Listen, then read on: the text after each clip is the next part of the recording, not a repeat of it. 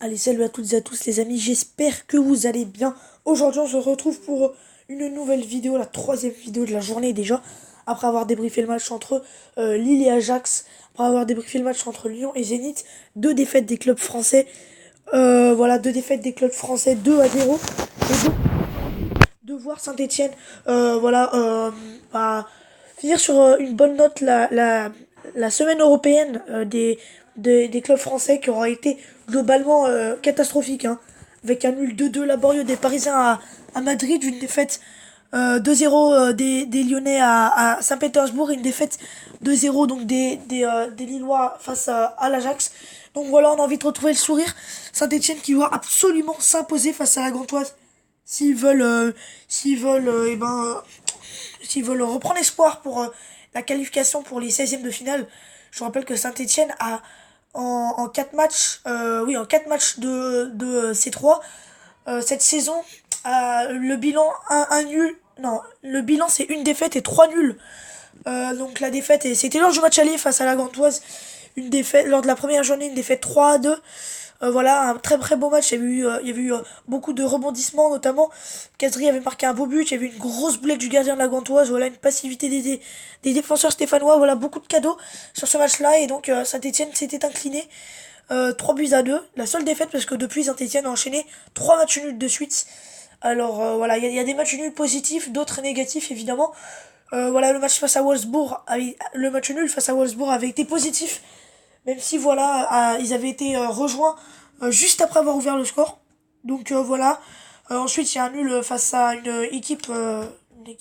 sais pas quelle équipe, je ne sais plus du nom, je crois que c'est Alexandria, un truc comme ça. Ils avaient fait une match nul, un but partout. Ce match-là aussi, ça avait été difficile. Il avait marqué très rapidement, ils avaient été rejoints. Mais ça avait été plus difficile parce que Saint-Etienne avait plus dominé. Ils étaient tombés face à un bus, face à un mur pour tenir leur résultat. Et le retour, pareil, hein, 2-0 pour Saint-Etienne cette fois.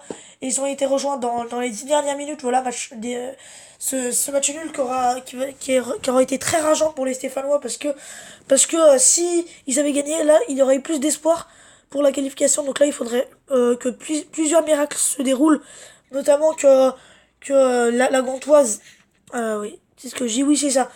Notamment, il faut que donc Saint-Etienne gagne. Il me semble qu'il faut que à côté, Alexandria gagne face à Wolfsburg. Enfin bref, ça serait très très dur.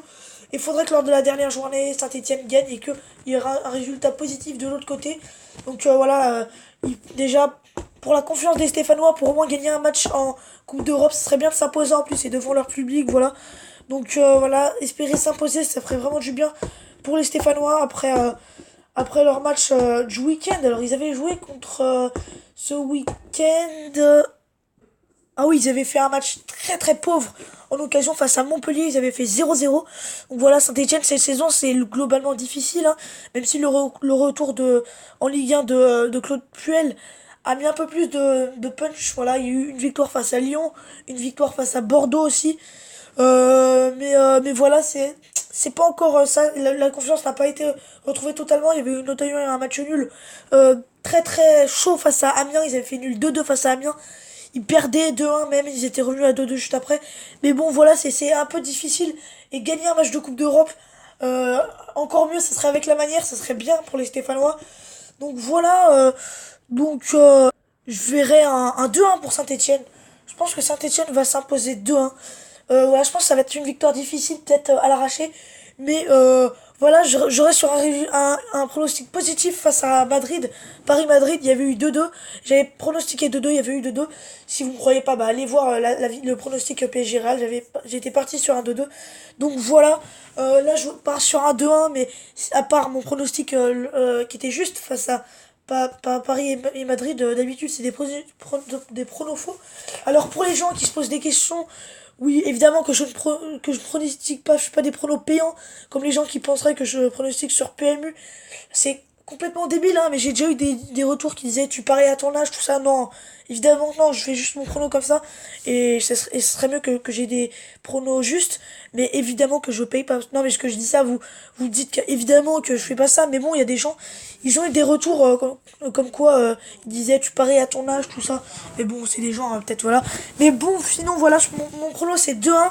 Donc vous, n'hésitez pas à dire votre prono dans les commentaires, notamment à toi, Vix le survivant. Si tu regardes cette vidéo, n'hésite pas à dire ton commentaire comme quoi Azod, enfin bref aussi le supporter de Dortmund, enfin bref voilà.